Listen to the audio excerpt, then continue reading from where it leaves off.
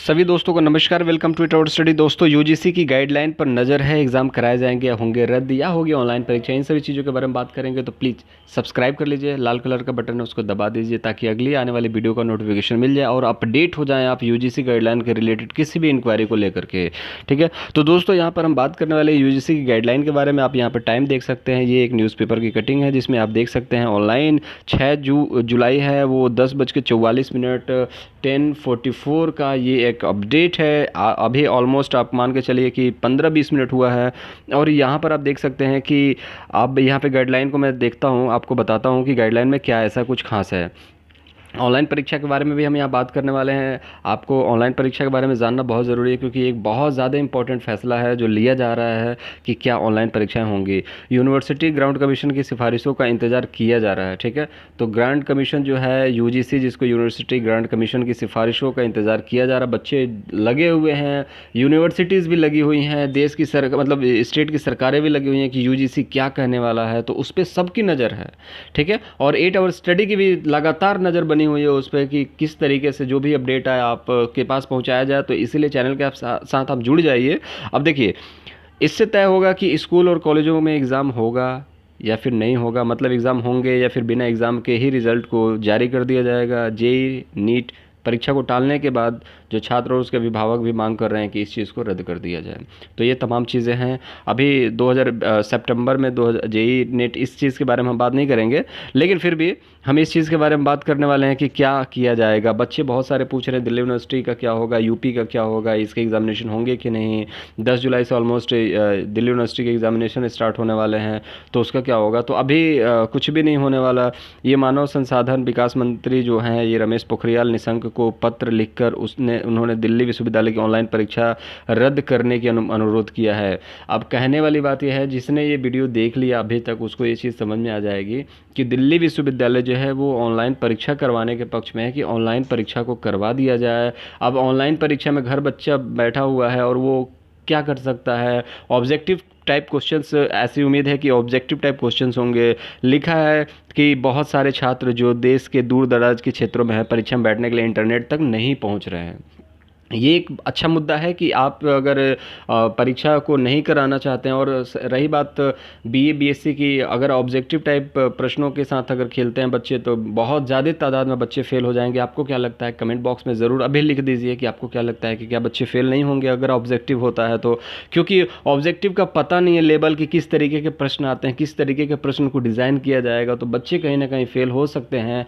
और इस माहौल में अगर प्रमोट किया जाए वही काफ़ी अच्छा होगा। अगर आप ऑनलाइन के झंझट में पड़ते हैं, जैसे कि क्या है कि छोटे छोटे बच्चे जो भी स्कूलों में हैं उनको ऑनलाइन सुविधाएं दी जा रही है, लेकिन माँ बाप परेशान है इस चीज़ को लेकर के कि एक्सपेंडिचर बहुत ज़्यादा है, वहाँ पे खर्चे बहुत हैं, तो खर्चों को लेकर के भी देखना है। और इस समय तो नौकरियाँ चाकरियाँ, आप समझते हैं कि आपको आपकी फैमिली की कंडीशन कैसी होगी वो आप खुद अच्छी तरीके से जानते हैं। लेकिन दोस्तों, मैं ये चीज़ बता दूं आपको कि अब यहाँ पर ऑनलाइन परीक्षा की जो डिमांड है वो सोच विचार किया जा रहा है, लेकिन आपको इस चीज़ पे अभी कभी इस चीज़ पे मुहर नहीं लगानी कि ऑनलाइन परीक्षाएं हों। ऑनलाइन परीक्षाएं दिक्कत दे सकती हैं आपको। एग्ज़ामिनेशन रद्द करने की मांग बहुत अच्छी है क्योंकि आप प्रमोट हो सकते हैं, हर बच्चे के लिए सही है। और एक बार मतलब ऐसा करना ज़रूरी है क्योंकि अगर आप फर्स्ट ईयर के बच्चों का एडमिशन टेस्ट लेते हैं, सेकेंड ईयर का लेते हैं और थर्ड ईयर का नहीं लेते हैं, तो कहीं ना कहीं आप थर्ड ईयर का भी लीजिए और सेकेंड ईयर का भी लीजिए। क्योंकि एक सेमेस्टर, एक फर्स्ट ईयर का लेना है, सेकेंड ईयर थर्ड ईयर का, तो सबका लेना है तो लीजिए, नहीं तो किसी का नहीं, सबको प्रमोट कीजिए। यहाँ पे गाइडलाइन 2020 के लाइव अपडेट के अनुसार क्या है कि छात्रों के आंतरिक मूल्यांकन भी विकल्प हैं। मेरी जो राय है, आप अपने राय अपने कमेंट बॉक्स में बताएं कि किस तरीके से प्रमोट करना चाहिए और लॉजिकल जो सब पे अप्लाई हो। मेरे हिसाब से ये होना चाहिए कि जो बच्चे हैं उनको सेकेंड ईयर में भेज दिया जाए और सेकेंड ईयर में जो उनके एग्जामिनेशन होंगे उसके आधार पर आपको फर्स्ट ईयर में नंबर दिए जाएँ। अभी तक के लिए होल्ड कर दिया जाए आपका फर्स्ट ईयर, आपको सेकेंड ईयर में प्रमोट किया जाए, सेकंड ईयर को होल्ड करके थर्ड ईयर प्रमोट किया जाए, या फिर फर्स्ट ईयर के बेसिस पे आपको मार्क्स दे दिए जाए, थर्ड ईयर में फर्स्ट ईयर के सेकंड ईयर के बेसिस पे मार्क मिल जाने चाहिए। ऐसा बहुत सारे ऐसे बच्चे होंगे जो बोलेंगे कि सर सेकंड ईयर में अगर एग्जामिनेशन नहीं हुआ तो फिर थर्ड ईयर के आधार पर उसका मूल्यांकन किया जा सकता है। अब देखिए, सेमेस्टर के जो पिछले वर्ष के अंक उपलब्ध नहीं है तो विशेष रूप से परीक्षाओं के वार्षिक पैटर्न के पहले वर्ष में आंतरिक मूल्यांकन के आधार पर 100% मूल्यांकन किया जा सकता है। कहने का एक मतलब मैं भी ये बताना चाहता हूँ कि विचार तो हो रहा है, और विचार हमारे विचारों से ही मिलकर के बना होता है, जिससे कि सबके हित के लिए हो। आप अगर इस चीज़ के बारे में बात करें तो मैं यही कहना चाहूँगा, मेरे हिसाब से आप लोग इस वीडियो को ज़्यादा से ज़्यादा शेयर कीजिए ताकि ये वाला विचार सबको मिल सके।